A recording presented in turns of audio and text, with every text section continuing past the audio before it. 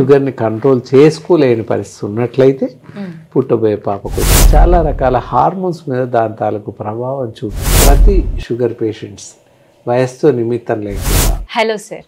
Hello, నమస్కారం sir. Diabetes అసలు ఈ రోజుల్లో వయసుకి సంబంధం లేకుండా చాలా మందికి డయాబెటీస్ వస్తుంది, పిల్లల దగ్గర నుంచి పెద్దవాళ్ళ వరకు. అది రాకుండా ఉండడానికి ఏం చేయాలి, వచ్చిన తర్వాత ఎలా జాగ్రత్త పడాలి? డయాబెటీస్ వ్యాధి అంటే నోన్ యాజ్ మధుమేహ వ్యాధిని చెప్తూ ఉంటాం. సో ఏది ఏమైనా మీరు చెప్పినట్టుగా చిన్న పిల్లల నుంచి పెద్దవాళ్ళ వరకు వయోవృద్ధుల వరకు వస్తున్నాయి. ఏదితో సంబంధం లేదు. ఇంత పూర్వకాలంలో 40 ఏళ్ళు దాటి 50 ఏళ్ళు దాటిన వాళ్ళకి షుగర్ డయాబెటీస్ వచ్చేది. వాడికి ఫస్ట్ షుగర్ అని చెప్తాం. సరే, ఇప్పుడు అలా లేదు. ఎంత చిన్న పిల్లలు పుట్టుకతో డయాబెటీస్ షుగర్ వస్తుంది.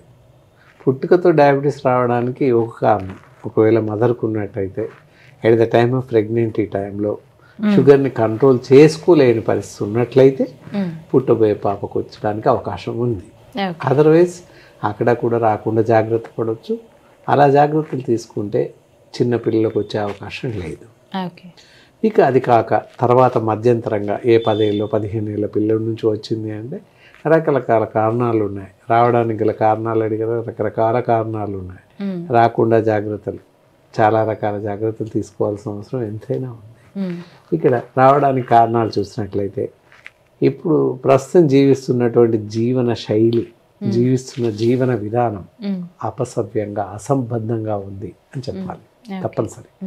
అండ్ తీసుకునేటటువంటి ఆహారం సరిగా లేదు అని చెప్పాలి. దాంతోపాటుగా నిద్రలేమి కూడా ప్రధాన కారణం అవుతుంది. సో ఎలాంటి పని లేకున్నప్పటికీ, అంటే ఎలాంటి అవసరం లేనప్పటికీ అర్ధరాత్రి 12 గంటల వరకు కూడా చిన్న పిల్లలు కూడా టీవీ చూస్తూ కూర్చోవడం, ఫోన్ చూస్తూ కూర్చోవడం పరిపాటిగా మారింది. ఎందువల్ల అంటే పెద్దవాళ్ళు టీవీ చూస్తూ ఉంటారు, పిల్లలు మనతో పాటు ఉంటారు అంతే. దానివల్ల it is take more and more energy పోతుంది. చాలా రకాల హార్మోన్స్ మీద దాని తాలూకు ప్రభావం చూపిస్తుంది. అందువల్ల అది కూడా నిద్రలేమి కూడా ఒక కారణం అవుతుంది అని చెప్పవచ్చు. మళ్ళీ ఆహారం కూడా అసంబద్ధమైనటువంటి ఆహారం తీసుకుంటున్నాము, అలాగే వేలకు నిద్రించట్లేదు, ఇది కారణమే. ఇవన్నీ కూడా కారణాలు అవుతుంది. జీవిస్తున్నటువంటి జీవన శైలి కరెక్ట్గా లేదు, ఇది కారణమే. ఇవన్నీ ప్రధాన కారణాలు. తర్వాత మరి వస్తుంది, వచ్చేసింది, వచ్చాక మరి ఎట్లాంటి జాగ్రత్తలు తీసుకోవాలి? రాకుండా జాగ్రత్తలు అంటే దాన్ని పాటిస్తే కొంతవరకు నిద్ర సరిగ్గా పోయి మంచి ఆహారం తీసుకుంటూ ఇలాంటివి చేస్తుంటే కొంతవరకు మనని మనం నిబ్బరించుకోవచ్చు, జాగ్రత్త పడవచ్చు. కొంత శారీరక ఎక్సర్సైజ్, కొంతవరకు వాకింగ్ చేయాలి. రోజు ప్రతి మనిషి ఒక అరగంట సేపు నడవడం ఎంతైనా మంచిది. నిద్రించడం, ఉదయం రాత్రి 9-10 గంటలకు నిద్రించేసి ఉదయం 5-6 గంటలకు నిద్ర లేవడం ఎంతైనా అవసరం. ఈ రెండు పాటిస్తూ ఉంటే కొంతవరకు షుగర్ రాకుండా కాపాడుకోవచ్చు. ఫిజికల్ ఎక్సర్సైజ్ చేస్తూ నిద్ర, ఆహారం కరెక్ట్గా తీసుకున్నట్లయితే కొంతవరకు రాకుండా నిరోధించవచ్చు. అసలు రాకుండా ఈ మధ్య కాలంలో ఆయుర్వేదంలో బెస్ట్ మెడిసిన్స్ వచ్చాయి, ఆ తర్వాత మాట్లాడుకుందాం. ఓకే. అండ్ మరి వచ్చాక ఏం చేయాలి కదా, ఎలాంటి జాగ్రత్తలు తీసుకోవాలి వచ్చాక, షుగర్ వచ్చాక? ఇందాక మీరు చెప్పినట్టు చిన్న వయసు పిల్లలకు వస్తాయి డయాబెటిక్ 1, డయాబెటిక్ 2 అని చెప్తున్నాం. సరే, చిన్న పిల్లలకు వచ్చేది డయాబెటిక్ 1 అని, మామూలుగా వచ్చారు డయాబెటిక్ 2 అని చెప్తున్నాం. చిన్నపిల్లల్లో రావడానికి కారణం తల్లి, ఫాదర్స్ అంటే మదర్ కారణమై ఉంటుంది అని చెప్పాం. అక్కడ జాగ్రత్తలు, మదర్ సరైన జాగ్రత్తలు తీసుకున్నట్లయితే పిల్లలకు రాకుండా ఉండే అవకాశం ఉంది. ఇది at the time of pregnancy వచ్చే ముందు నుంచి అప్ టు డెలివరీ అయ్యే వరకు కూడా షుగర్ ఎప్పటికప్పుడు చూస్తూ అదుపులో ఉండేలాగా మెడిసిన్స్ వాడతాం. ఎంటిల్ డెలివరీ, ప్రెగ్నెన్సీ కన్సీవ్ అయినప్పటి నుంచి అప్ టు డెలివరీ వరకు పర్ఫెక్షన్గా చూస్తూ దాదాపు ఎవ్రీడే ఎప్పుడు చూసినా షుగర్ నార్మల్గా ఉండేటాగా చూసుకోవాలి. అలా చూసుకుంటే పుట్టబోయే పిల్లలకు షుగర్ రాదు. లేదు అసంబద్ధంగా ఏమో లేని చూసుకుంటే మాత్రం షుగర్ వస్తుంది. పిల్లలకి ఎప్పుడు అప్పుడు వచ్చే అవకాశం ఉంది. ఇక అది కాక మిగతా వయసు వాళ్ళకి వస్తుంది అంటే ఆహారపు అలవాట్లు అని చెప్పాము. అది సరే, ఏది ఏమైనా వచ్చాక ఎలాంటి జాగ్రత్తలు తీసుకోవాలి, మరి ఎలాంటి ఆహారం తీసుకోవాలి కదా మీరు అడిగారు. ఎస్, అక్కడ వచ్చాక ఏంటి, మామూలుగా మధ్యాహ్నం మాత్రమే భోజనం చేయాలి, రైస్ విత్ వెజిటేబుల్స్. మార్నింగ్ వచ్చేసి ఏదో ఒక టిఫిన్ తినొచ్చు, ఇడ్లీ కానీ, వడ కానీ, చపాతీ కానీ, పూరి ఇవేవో తినొచ్చు. నైట్ వచ్చేసి కొంతవరకు సజ్జలు, జొన్నలు, గోధుమలు ఇలాంటి అల్పాహారం తీసుకోవాల్సిన అవసరం ఉంటుంది. మరీ ముఖ్యంగా స్వీట్స్ తినకూడదు. అలాగే టీ, కాఫీ తీసుకున్నప్పుడు ఫ్రీ డయాబెటిక్ ట్యాబ్లెట్స్ అని పౌడర్స్ అని దొరుకుతుంటాయి. అవి కూడా వాడకూడదు.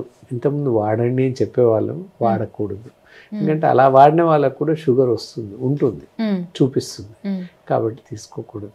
ఈ మధ్య ఏంటి ఫ్రీ డయాబెటిక్ బిస్కెట్స్ అని, ఫ్రీ డయాబెటిక్ స్వీట్స్ అని వస్తున్నాయి, కానీ తినకూడదు. ఏవి తిన్నా షుగర్ వస్తుంది.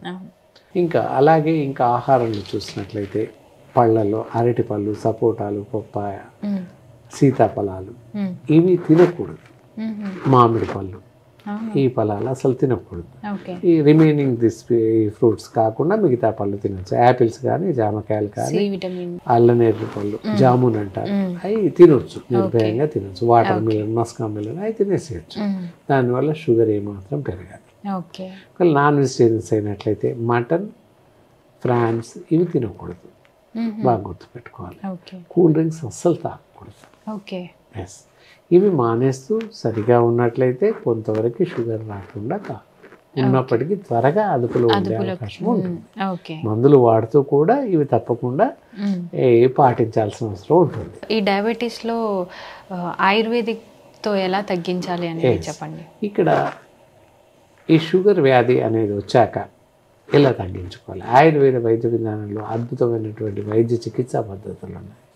దీనికి కాను చాలా రకాల చిట్కాలని ముందు చిట్కాల పద్ధతిలోకి వెళ్ళినట్లయితే కొంతమందికి, అందరికీ కొంతమందికి మెంతులు ఉంటాయి, ఇంట్లో ఉంటాయి. మెంతులు ఒక 1 teaspoons నానబెట్టేసి, కప్లో నీళ్ళు వేసి నానబెట్టి ప్రొద్దున మెంతులతో పాటు అలాగే మింగేసేయాలి. అలా కొంతమంది కంట్రోల్ అవుతుంది.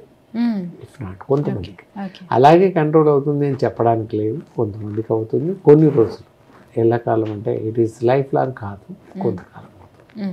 అలా కొంతమందికి వారి శరీర తత్వాన్ని బట్టి అది పని చేయవచ్చు, కాదని చెప్పడానికి లేదు. అలాగే చెక్క ఉంటుంది, దాల్చిన చెక్క, అలాగే గుడూచి పౌడర్, ఇంకా వేరే కొన్ని పౌడర్ ఈ కలిపేసి రోజు తీసుకుంటున్నట్లయితే కొంతవరకు షుగర్ని కంట్రోల్ చేయొచ్చు, తగ్గే అవకాశం ఉంది. అందరికి కొంతమందికి తగ్గే అవకాశం ఉంది.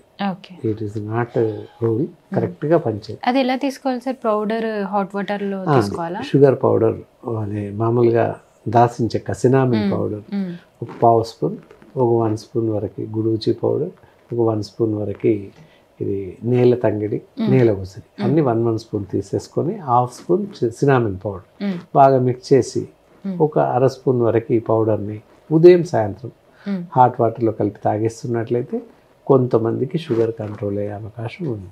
అది ఖచ్చితంగా పూర్తి కంట్రోల్, కొంతమందికి కంట్రోల్ అయ్యే అవకాశం ఉంది. అది కాకుండా ఆయుర్వేదంలో ప్లాంట్ మెడిసిన్స్ ఉన్నాయి, తప్పకుండా అందరికీ కంట్రోల్ అవుతాయి, బాగా పనిచేస్తుంది. ఇక్కడ చూస్తున్నారు కదా, మధుర యోగ అని చెప్పేసి ఇక్కడ మెడిసిన్ ఉంటుంది. ఈ మెడిసిన్ అందరికీ సాధారణంగా పనిచేస్తుంది. ప్రతి షుగర్ పేషెంట్స్ వయస్సుతో నిమిత్తం లేకుండా, స్త్రీ పురుష భేదం లేకుండా అందరూ వాడచ్చు. చిన్నపిల్లలకి 18-20 సంవత్సరాల పిల్లలకి షుగర్ ఎఫెక్ట్ అయినప్పటికీ ఈ మందును నిరభ్యంతరంగా వాడచ్చు. ఉదయం 1 స్పూన్, సాయంత్రం 1 స్పూన్, అరకప్పు గోరువెచ్చటి నీళ్ళతో తాగుతూ ఉన్నట్లయితే తప్పనిసరిగా షుగర్ వ్యాధి, డయాబెటీస్ కంట్రోల్లో ఉండే అవకాశం ఉంది. చాలా బాగా ఎక్స్ప్లెయిన్ చేశారు డాక్టర్ గారు, థ్యాంక్ యూ.